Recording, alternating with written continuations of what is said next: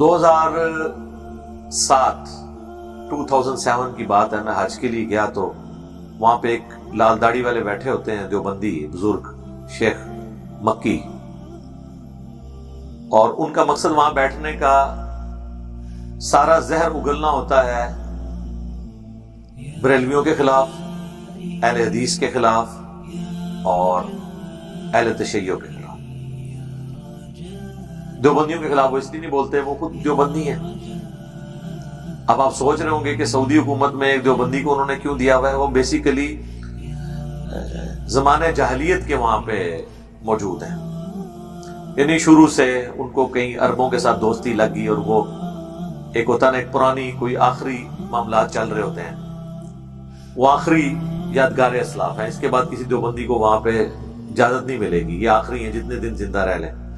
اب تو آخری وقت میں تو آپ دیکھ رہے ہیں کہ وہ عجیب قسم کے بیہودہ واقعات اور اس قسم کے سوالات کے جوابات دے کے امت کی خدمت کر رہے ہیں، وہی جو مفتیوں کے کام ہے۔ یہاں پہ بھی مفتیوں کی ویڈیوز لیک ہوتی ہیں تو وہ اس قسم کے سوالات کے جواب دیتے ہیں۔ تو 2007 میں جب حج کے لیے گیا تو وہ اپنا میگا فون لے کے، تو 15-20 اپنے مریدین یا زیادہ 40-50 سے زیادہ لوگ نہیں ہوتے، تو لے کے بیٹھے ہوئے اور اسی آیت کو ڈسکس کر رہے اور کہہ رہے کہ جی دیکھیں یہ بریلویوں نے تحریف کر دی اور کہہ دیا کہ یہاں پہ نور سے مراد نبی علیہ السلام ہے، حالانکہ یہ اس سے مراد کتاب اللہ ہے۔ اب اس بیچارے نے ابن جریر کی تفسیر پڑھی ہو، یہ لوگ تو اپنے مسلک کے اپنے کنویں کے مینڈک ہوتے ہیں، دوسروں کو پڑھتے نہیں، ان کو پتہ ہی نہیں ہے کہ وہ اتنا بڑا الزام جو بریلویوں پہ لگا رہا ہے، وہ بریلویوں کو تو چھوڑ دے، جب ابن جریر طبری کے اوپر یہ الزام لگے گا تو آپ کی تو پوری اپنی سنیت سٹیک پہ لگ جائے گی، اور جو فتوے آپ ان پہ لگا رہے ہیں وہ تو ان پہ بھی جائیں گے۔ آپ اس عقیدے کے اندر چھپی ہوئی غلط چیزیں جو ہے نا ان کی مخالفت کریں کہ ہم نبی علیہ السلام کو سپیشی کے طور پر انسان مانتے ہیں۔ آپ اس اعتبار سے نور نہیں ہیں، لیکن ہدایت کے اعتبار سے آپ نور ہیں۔ ایون آپ کے صحابہ بھی نور ہیں، قرآن بھی نور ہے، بخاری اور مسلم بھی نور ہے، وہ روشنی جس سے ہم ہدایت حاصل کرتے ہیں۔ اور بریلویوں کو یہ سمجھائیں کہ اللہ کے بندوں، نبی علیہ السلام کو آدمی ماننا، بشر ماننا، یہ ان کی افضلیت ہے، کیونکہ اشرف المخلوقات بشر ہے، یہ تو ہم مانتے ہیں سب سے افضل مخلوق، اور لاجیکلی بھی انسان اپنی مرضی سے خدا کو چوائس کرتا ہے، اور فرشتے جو ہیں ان میں تو نافرمانی کا جذبہ ہی نہیں ہے۔ انبیاء کے لیے بھی ہمارا یہ عقیدہ ہے کہ وہ اللہ کے خوف کی وجہ سے گناہ سے بچتے ہیں، مادہ ان کے اندر بھی گناہ کرنے کا موجود ہوتا ہے، اور یہی ان کی خوبی ہے کہ گناہ کا مادہ ہونے کے باوجود وہ گناہ نہیں کرتے اللہ کے خوف کی وجہ سے۔ جبرائیل علیہ السلام اگر گناہ نہیں کرتے تو ان کے اندر تو حصی نہیں گناہ کرنے کی، تو وہ کمال نہیں ہے۔ کمال تو یوسف علیہ السلام کا ہے کہ قرآن میں اللہ نے فرمایا کہ اس عورت نے یوسف کا قصد کیا، یوسف بھی اس عورت کا قصد کر لیتا اگر اپنے رب کی برہان نہ دیکھتا۔ تو اللہ تعالیٰ کا خوف ان پر غالب ہوا، کسی بھی وجہ سے ہوا، اللہ نے کوئی چیز ان کو دکھا دی، بہرحال ظاہر ہے کہ انہوں نے ڈیسیژن تو خود ہی کیا نا بچنے کا۔ تو انبیاء کرام افضل ہیں فرشتوں سے، لہذا یہ اس پہ کوئی مصیبت میں نہیں پڑ جانا چاہیے۔ صحیح مسلم میں حدیث ہے، اللہ تعالیٰ نے انسانوں کو مٹی سے، جنوں کو آگ سے، اور فرشتوں کو نور سے پیدا کیا۔ اور یہ جو پہلے دو حصے ہیں نا، یہ تو سورۃ الرحمن میں، سورۃ الحجر میں بھی اللہ تعالیٰ نے فرمایا کہ ہم نے جنوں کو انسانوں سے پہلے آگ کی لپٹ سے پیدا کیا، اور انسان کو کھنکھراتی ہوئی مٹی سے۔ اور آگ کی لپٹ بھی وہ اوپر والا فلیم جو ان سین فلیم ہے، ایک فلیم وہ ہے جو آپ کو روشنی کی شکل میں نظر آتا ہے، ایک اس کے اوپر بھی ایک فلیم ہوتا ہے جو جس کے آر پار آپ دیکھ سکتے ہیں، لیکن وہ سب سے زیادہ گرم حصہ فلیم کا وہی ہوتا ہے۔ اس لپٹ سے جنات کو اللہ تعالیٰ نے پیدا کیا۔ تو انسان کی افضلیت بشر ہونے میں، بیسیکلی بریلوی ڈسیو اس لیے ہوتے ہیں کہ وہ یہ سمجھتے ہیں کہ اگر ہم نے نبی علیہ السلام کو انسان مان لیا تو ان کی توہین ہو جائے گی۔ ان کو یہ بتائیں کہ ان کو نور ماننا توہین ہے اگر آپ سپیشی کے طور پہ مان رہے ہیں، کیونکہ نور سے مٹی افضل ہے، جو مخلوق نور ہے۔ ایک تو ہے نا اللہ نور السماوات والارض، اللہ کے نور کی جب بات ہوتی ہے وہ مخلوق نہیں ہوتی، وہ اللہ کی صفت ہے۔ مخلوق نور جو اللہ نے کریٹ کی ہے، جیسے فرشتے اللہ کی صفت نہیں ہے، اللہ کی مخلوق ہے. انسان اللہ کی صفت نہیں، اللہ کی مخلوق ہے. اسپیشی کے طور پر، اسپیشیز میں سے سب سے افضل انسان ہے. لقد خلقنا الانسان فی احسن تقویم. تو نبی الاسلام کی فضیلت بشر ہونے، لیکن یہ بشر ہونا آپ کا ایک اسپیشی کے طور پر ہے، ادروائز مرتبے کی بات نہیں ہے. مرتبے میں تو کوئی جن، کوئی فرشتہ، کوئی پیغمبر ان کے مرتبے کا نہیں ہے. یہ تو کوئی دوسری بات ہی نہیں ہے. اور ان کے انسان ہونے کے باوجود اللہ نے ان کو ایسی کوالٹیز دی تھی کہ جو فرشتوں میں بھی نہیں ہے. اللہ تعالیٰ نے بغیر خلائی لباس کے، بغیر کسی پروٹیکشن کے آسمانوں کی سیر کروا دی معراج میں. انسان تو خلا کے اندر بغیر سانس کے سروائیو نہیں کر سکتا. جنت کی سیر کروائی، جہنم دکھا دیا، اور کیا کچھ حقائق دکھائے. وہ اللہ اور اس کے بندے کے درمیان راز ہے.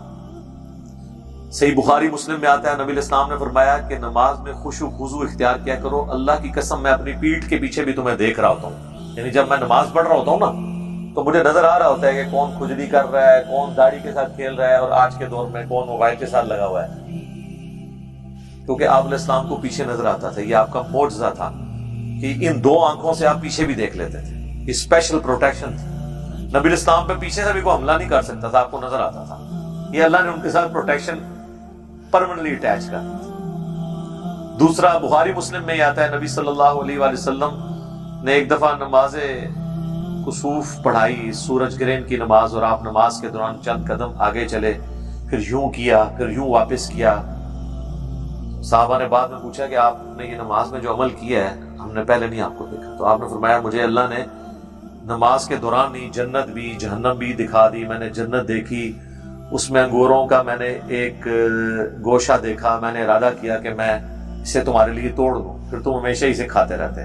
کیونکہ جنت کی نعمت کو فنا نہیں ہے.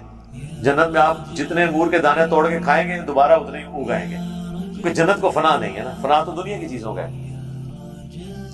اب یہاں سے ہاتھ جنت کی طرف 7 آسمانوں کے اوپر، تو یہ تو ایکسٹرا آرڈنری کوالٹی ہے. بخاری مسلم میں آتا ہے نبی الاسلام کے پسینے میں سے خوشبو آتی تھی، اور صحابہ کرام آپ کا پسینہ عطر کے طور پر استعمال کرتے تھے، لے کے جاتے تھے. عام بندے کو تو یہ کوالٹی حاصل نہیں ہے. تو کئی ایک چیزیں تھیں جو پرماننٹلی آپ کے ساتھ اٹیچ تھی. تو آپ انسان ضرور تھے لیکن مرتبے میں نہیں، اسپیشی ہونے میں. اور وہ آپ کا فخر ہے. قل انما انا بشر مثلکم، اے نبی تم فرما دو کہ میں بشر ہونے میں تمہاری طرح ہوں. تمہاری مثل سے مراد ہے اسپیشی، مرتبے کی بات نہیں ہو رہی. اور وہ بھی اسپیشی کی بات میں اس لیے کر رہا ہوں کہ بخاری مسلم دونوں میں آتا ہے کہ نبی صلی اللہ علیہ وآلہ وسلم وصال کے روزے رکھا کرتے تھے. یعنی ایک روزہ افطار کیے بغیر اگلا روزہ رکھا. صحابہ کرام رضوان نے بھی یہ روزے رکھنے شروع کیے، لیکن کتنا عرصہ رکھ سکتے تھے؟ بے ہوش ہو گئے. آپ علیہ السلام غصے میں آئے، جلال میں آپ نے فرمایا ایوکم مثلی، تم میں سے کون ہے جو میری مثل ہو؟ یعنی نبی علیہ السلام کو جو اللہ نے طاقت دی ہے وہ عام انسانوں میں تو نہیں ہے. کسی نے نہیں کہا یا رسول اللہ قرآن میں قل انما انا بشر مثلکم. کوئی حدیث ہونا تو شاید کھلو ہی جاتا. جی سورۃ الکہف آیت نمبر اتنی 110 نمبر آیت ہے، لیکن وہ پوری نہیں پڑھ دینا. اگے آیا ہے کہ مجھ پر وحی نازل ہوتی ہے. جب وحی نازل ہوگی تو پھر مثلکم او والا مثلکم نہ ہویا. وحی کا نازل ہونا ہی بہت بڑی ڈیفرینشیشن ہے. اچھا اہل حدیث کی بھی میں یہ نہیں کوئی اس کو نیگیٹو نہ لے لے، میں سارے اہل حدیث کی بات نہیں کر رہا.